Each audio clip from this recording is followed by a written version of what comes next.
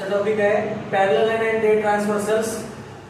तर parallel line म्हणजे आपल्या नोटबुक वरती सुद्धा आपल्या इथं पॅरलल लाईन्स आहेत. फॉर एक्झाम्पल आपला जो बोर्ड आहे, बोर्डच्या सुद्धा ह्या दोन पॅरलल लाईन्स आहेत. पॅरलल लाईन्स म्हणजे काय? अशा लाईन्स ज्या की कधीही इंटरसेक्ट होत नाही, त्या लाईन्सला आपण काय म्हणतो? Parallel lines. त्याला इंग्लिश मध्ये डेफिनेशन काय? The lines in the same plane which do not intersect each other are called parallel lines. For example diagram जर काढली आपण diagrammatically, so line L and line M is the parallel line. These two lines are not intersect in each other. Okay. So next point, ह्याच्यात आपल्याला काही angles शिकायचे. For example जर आपण एखादी लाईन त्यामध्ये ट्रान्सव्हर्सल केली, काय केली? Transversal. So line P is the transversal. जर लाईन P जर ट्रान्सव्हर्सल असेल तर ह्याच्यामध्ये काही अँगल्स तयार होतात, त्यांचे पण नाव आहे. त्या लाईनला काय म्हणलो आपण? काय म्हणलो? ट्रान्सव्हर्सल. ट्रान्सव्हर्सल लाईन म्हटली.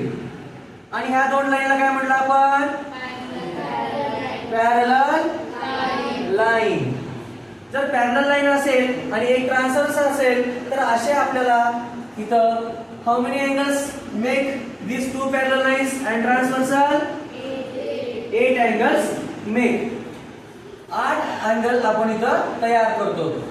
दोन पॅरलल लाईनला जर एक लाईन ट्रान्सव्हर्सल होत असेल and in this transversal line P is the transversal, त्याच्यामध्ये आपल्याला अँगल्स करस्पॉन्डिंग दाखवायचे. Corresponding means the angles which have in one direction. जे अँगल्स एका डायरेक्शनने जातात अशा अँगल्सला आपण काय म्हणतो? Corresponding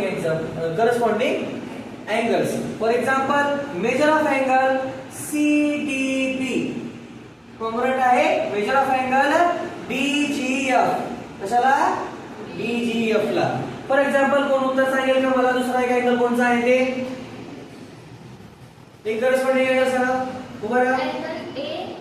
angle A DG corresponding measure of angle EGH. Okay.